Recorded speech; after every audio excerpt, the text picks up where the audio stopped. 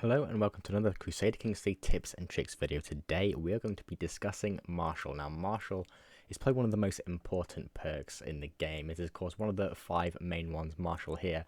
We are playing as Harold Hadrada in the 1066 start date, and of course 25 Marshall. That is really good. You can see here 25 is excellent. Our base is 7, but you can see all of the different bits we've got to add on to that. We see we've got Zealous. All different perks can add on to Marshall Brave. We've got Skilled Tactician, Gallant, Varangian, Berserker, and even Assistance from Spouse. Now the effects of Marshall, your base amount of Marshall that we have, are here just below. Army Gold Mace, it's minus 17%, absolutely insane. But probably the biggest one is Army Toughness, plus 17%. Now this applies to all of your men at arms as well as your levies. I'll detail that later. We've got also levy reinforcement in 42%, which is absolutely insane, and travel safety, as well as another big one, increasing advantage when in battles. Now advantage, of course, I've got a whole video on that, so if you're confused on that, please have a go at that. But command advantage is 35. You can see our martial skill makes up 25 of that 35. Absolutely insane. So having a high martial character, if you're going to be leading your troops, then it's absolutely crucial. But you can also get perks on top of that. Going to our men at arms again, you can see the toughness. We've got 25 martial. We can see that gives us a 17 above our base, which means we get 17% in terms of a bonus, which means we get 17% toughness on our men at arms. But we also get it on our levies here now. It says 11 there, but 11.7 of course, but the base is of course 10 for levies. So we are getting it even though on our levies, even though it isn't actually saying that. But let's quickly go to the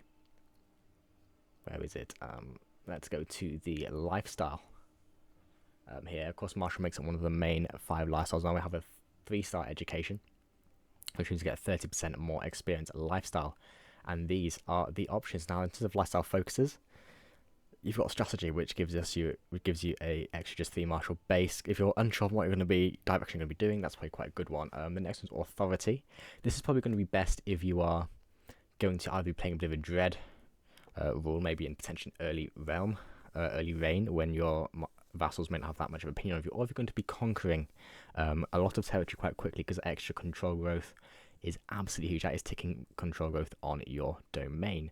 Also, if there's a plague, of course, and your martial character, could be very much worth going down to this just to get that extra control growth before your counties. All the Rebel and Chivalry here is now very much based on advantage, and your kind of knights are also prowess if you're potentially going to be a knight for a ruler.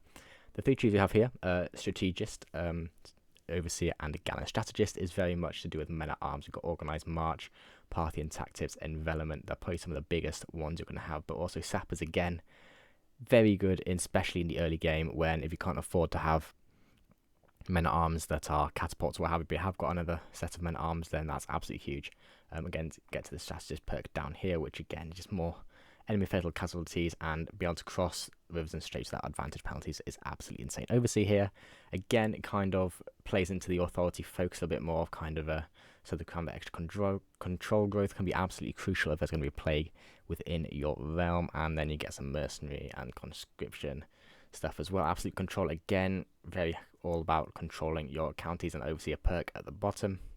Plague resistance as well as insane control growth once again. Now gallant is very much focused on your knights or your champions if you're pagans. Here we've got stalwart leader, which is if you're leading your own armies, you will not get too badly hurt. But then on the right side of it, knights effectiveness plus 75%, never back down, as well advantage, and then household guard and more number of knights. Now the one's courtship here is all about the marriages and kind of the gallant side of gallantry. But here the last perk down there, martial prowess, not too shabby. Now if you go into the dynasty legacies, there is of course open it, where is it here, there is of course a kind of martial to warfare, which is quite good. Go down, House of War isn't too bad, and got all these ones here, the monthly martial lifestyle, especially that squire traditions. If you're going to be having, if you know you're going to have a playthrough where most of your people are going to be martial for private army at the back, the house guard, as well as the men at arm regiments, it's always nice to have. Now I hope you found this interesting, and I hope you have found it helpful. Please subscribe to the channel. If you've got any questions, please let me know. Thank you very much for watching, and I'll see you in the next one.